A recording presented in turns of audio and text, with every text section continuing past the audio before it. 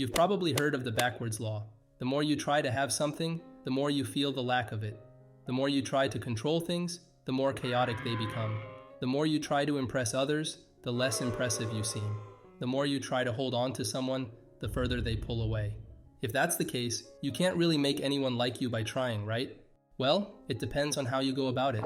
What you'll learn in this video doesn't require you to be someone you're not, doesn't take a certain charisma to pull off, and doesn't need you to be funny.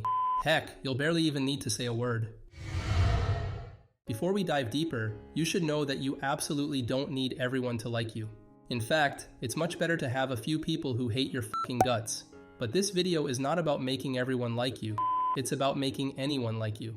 It's up to you to choose who that person is. Now suppose you're having a conversation with that person, and they are talking about how frustrated they are about something that's happening in their life. They are overwhelmed with all kinds of problems and can't solve any for the life of them. You seem to listen for a bit, and the second you can, you share a similar experience you had which you think is relevant. But deep inside, you know you were just waiting for your turn to speak from the moment the topic came up and didn't really think through how your experience could help their situation. Let me give you a secret. That's a recipe for having that person run away from you as fast as they can and never speak to you again. So if you want them to hate you, just keep talking about yourself. And I know the temptation is real.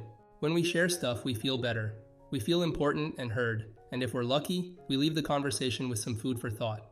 Those thoughts help us grow and come out of whatever challenge that we're facing. And here's the thing, we remember those conversations and the people we had them with. We remember how they helped us and how they gave us a new perspective that we never had. We like them, and we're amazed how they elevate our experience while we're around them. I think you already know where I'm going with this. Everything I just said is not only true for you, but it's true for anyone. So if you want anyone to like you, you need to sit on the other side of the table and encourage the other person to speak about themselves and their problems. Whoa. The more you're able to do this, the more they like you and being with you. But how do you do that? Well, it's actually pretty simple. Instead of sharing a similar experience you had, try to ask a question. Not just any question, but a thoughtful one that moves the conversation forward. This will have the other person open up more and give you more data to ask an even better question. You don't have to be exceptionally smart to ask a good question either. You can still do it if you're a slow thinker like me, but more on that later. In fact, do you want to know another secret?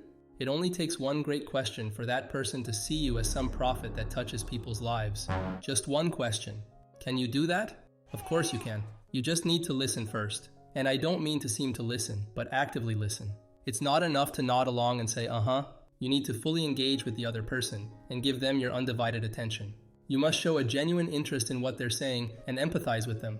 You can do this by 1. Putting away your phone, 2. Giving nonverbal cues like facial expressions, gestures, and eye contact, and 3. Not being judgmental. Also, do not try to fill the moments of awkward silence. Keep your eye contact in silence and put the pressure on them instead. Let them break it with their thoughts and watch the extra information come in without you having to say anything. This is an extremely effective trick that my ex-boss used to use on me all the time, but it can be a little uncomfortable and make you feel like a creep if you haven't tried it before.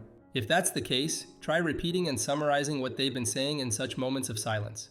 Your goal here is to show them that you're truly listening and allow them to clarify things if necessary.